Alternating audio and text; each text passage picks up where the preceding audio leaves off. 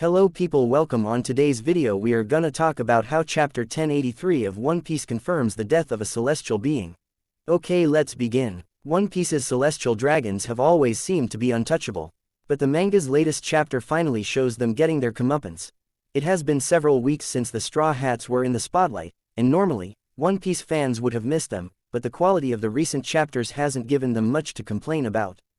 One Piece chapter 1083, like the previous one, focused on the events taking place in Marihoa.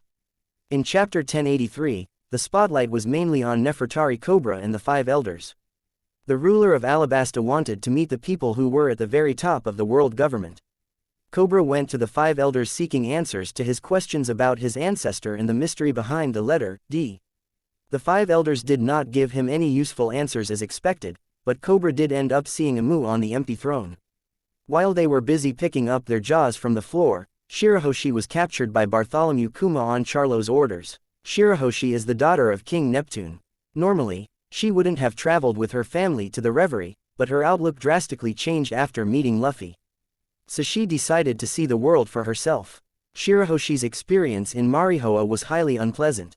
Saint Charlos tried to enslave her, and no one dared to stop him.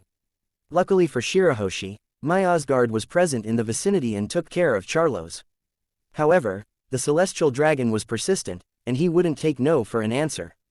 In chapter 1083, it was revealed that Charlos finally managed to put Shirahoshi in chains with the help of Bartholomew Kuma. Since Kuma lost all sentience, he had become the slave of Charlos. He was programmed to obey Charlos' orders. The people in the vicinity were scared to do anything because Charlos was a celestial dragon and because Shirahoshi had rejected all of them. Fukabashi and his two brothers tried to stop Kuma, but Myasgard stopped them. Fukabashi was bewildered after the celestial dragon ordered him to step back and let Sai and Leo take charge. Myasgard made Fukabashi understand that attacking Charlos would cause problems for Fishman Island. As a prince of a kingdom, he had certain responsibilities and his people could end up taking the brunt of his actions. Sai and Leo, however, did not have any such responsibilities. When Luffy punched Charlos, Kizaru arrived on the scene with several ships. So, it is fair to assume that things will be a lot worse this time. There is no denying that Charlos' father would want to seek revenge for what Sai and Leo did to his son.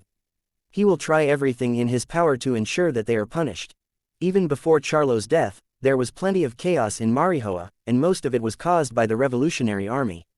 Sabo's group went to the Holy Land in order to complete 3 objectives. These were destroying the symbol of the Celestial Dragons, freeing Kuma and other slaves, and destroying the food supplies. Out of the 3, they easily completed 2, with Kuma's rescue being the only remaining objective. In chapter 1083, Morley successfully retrieved Kuma while Sabo stole the keys to his collar. After handing the keys to Karasu, Sabo ordered him and the rest of the revolutionaries to go back to headquarters once Kuma and the slaves were free. Sabo opted to remain in Marihoa to complete some other business.